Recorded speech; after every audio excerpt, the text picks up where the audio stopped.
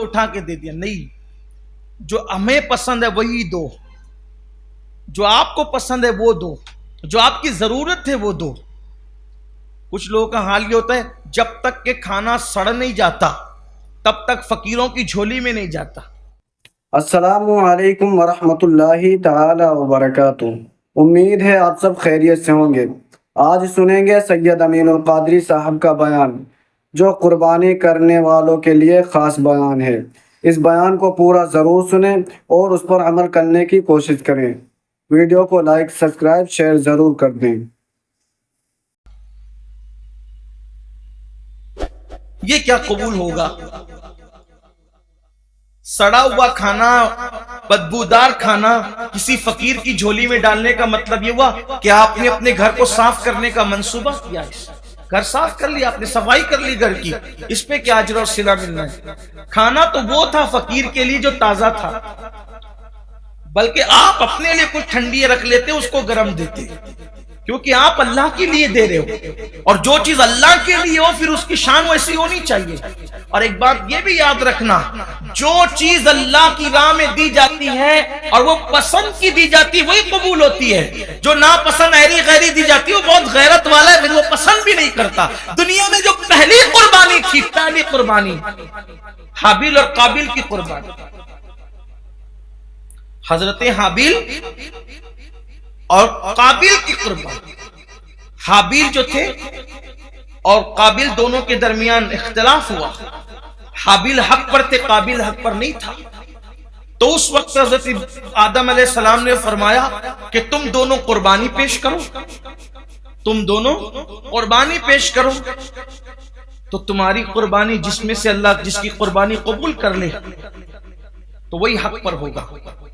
اب چونکہ جو حق پہ تھا وہی نیک تھا, جو حق پہ تھا وہی پرہیزگار تھا, جو حق پہ تھا. تو جب حابیل کو پتا چلا کہ ابا کہہ رہے قربانی کرو, تو جناب حابیل نے ایک بہترین خوبصورت دمبا, بڑا حسین و جمیل دمبا, وہ دمبا جو ہے وہ قربانی میں رکھا. اور قابیل نے اپنی کھیت میں سے سڑی ہوئی بالیاں, وہ جو بالیاں ہوتی ہیں جس میں اناج لگا, سڑی ہوئی بالیاں وہ رکھ دی. اب یہ پہلی قربانی تھی دنیا کی پہلی قربانی, حابیل اور قابیل. حابیل نے دمبا رکھا خوبصورت حسین و جمیل, اور قابیل نے وہ سڑی گلی وہ بالیاں رکھ دی. اور قبولیت کی نشانی اس دور میں یہ تھی کہ جس کی قربانی قبول ہوگی آگ آئے گی اور اس کو اٹھا کے لے جائے گی. بغیر دھوئے کی آگ آتی تھی, بغیر دھوئے کی آگ, اور اس کو اٹھا کے لے جاتی. اور جو پڑی رہ جاتی تھی وہ قربانی مردود ہو گئی, رد ہو گئی, قبول نہیں ہے. تو جناب حابیل نے خوش دلی کے ساتھ دمبا رکھا, اور قابیل نے ایسے اٹھا کر کے سڑی پڑی بالیاں رکھ دی.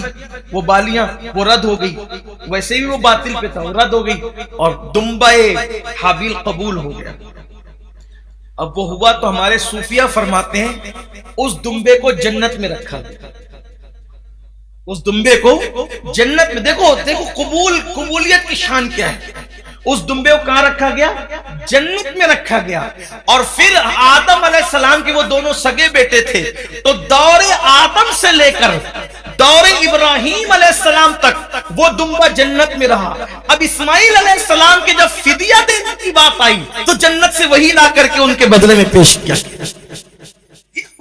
برکت ہے جو اللہ کی راہ میں دی جاتی ہے, اس کی برکت ہے. حالانکہ کسی نے دمبا بھی کہا, کسی نے بکری بھی کہا, جو بھی ہے, لیکن یہ بات کہی گئی.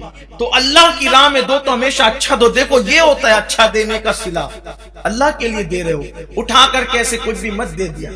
جس کے لیے دے رہے ذرا اس کی ذات تو دیکھ, وہ کتنی اچھی اچھی نعمتیں ہمیں دیتا ہے.